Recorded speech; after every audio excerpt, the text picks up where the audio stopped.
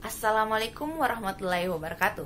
Perkenalkan, nama saya Dwi Astita dengan NIM 19010400037. Saya berasal dari KPI 6B. Terima kasih atas kesempatan yang telah diberikan kepada saya. Ya, langsung saja kita akan membahas materi rekayasa sosial. Sebelum kita memahami apa itu rekayasa sosial, kita harus memahami dulu apa itu rekayasa dan apa itu sosial. Rekayasa atau juga teknik adalah penerapan ilmu dan teknologi untuk menyelesaikan permasalahan manusia. Dan sedangkan sosial adalah segala sesuatu yang berkenaan dengan masyarakat. Jadi, secara umum, rekayasa sosial adalah serangkaian teknik atau cara serta tindakan sistematis, teratur, dan logis untuk melakukan sesuatu perubahan di masyarakat. Sedangkan rekayasa sosial dalam perspektif dakwah dapat dipahami sebagai cara untuk mengubah tatanan kondisi masyarakat yang menyimpang, salah dan benar buruk menjadi kondisi masyarakat yang terarah menjadi benar dan baik. Ini berlandaskan pada nilai-nilai Islam sebagaimana dalam firman Allah Subhanahu wa taala. Ada dua tahap rekayasa sosial, yaitu yang pertama tahap tahyir mabihal anfusihim, yang itu dimana tahap perubahan yang ada dalam diri secara individu, yakni berupa beri bahan pemikiran, pemahaman, keyakinan, dan akhlaknya. Sedangkan yang kedua adalah tahap tahyir mabikaumin.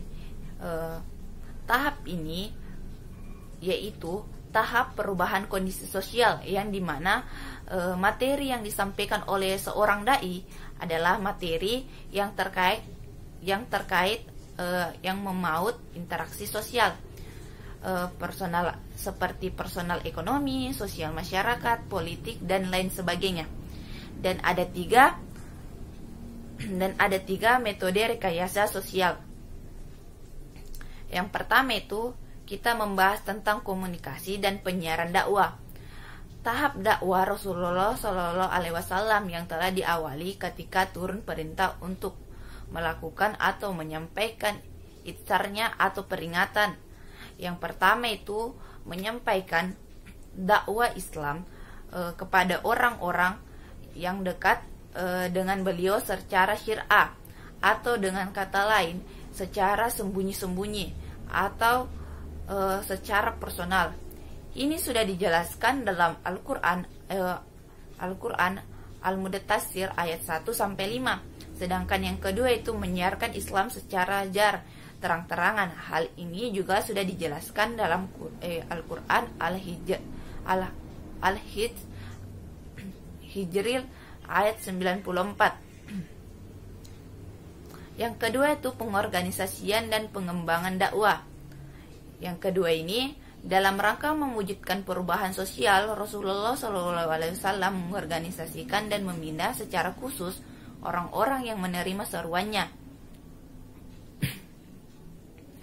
Tahap tersebut dilakukan dengan membiat, mengajarkan, memahamkan mengenai ajaran Islam, serta membimbing langsung mengenai tata cara pelaksanaannya. Sedangkan yang ketiga, masyarakat baru atau pembentukan masyarakat baru. Dalam upaya pembentukan masyarakat baru, Rasulullah Shallallahu Alaihi Wasallam melakukan beberapa langkah, yang diantaranya itu mendirikan masjid, yang kedua itu mempersaudarakan kaum muhajirin dan ansar, yang ketiga itu mendeklarasikan konstitusi Madinah dan lain sebagainya. Ya, kita masuk ke pembahasan yang baru, yaitu profesionalitas atau yang disebut juga agent of social. Pelaku rekayasa sosial dalam sosiologi disebut juga dengan agent of change, yang menghendaki perubahan sosial. Yang dalam hal ini disebut dengan dai. Pelaku pelaksanaan sosial dapat berupa orang atau program dan kelompok jamaah. Seorang dai yang profesional adalah seorang yang tekun sabar, dan tahan akan godaan.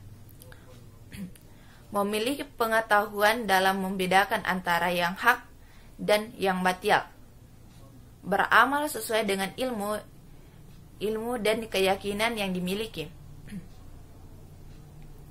Untuk itu, agar sikap profesionalitas itu hadir, maka penting untuk dilakukan pembinaan secara kontinu terhadap para dai agar sebagaimana aktivitas yang diawali dengan sejumlah kesadaran atau nawaitu yang niat yang baik. Selain itu juga diharapkan memiliki dua macam bekal, yaitu bekal ilmu dan yang kedua itu bekal kepribadian.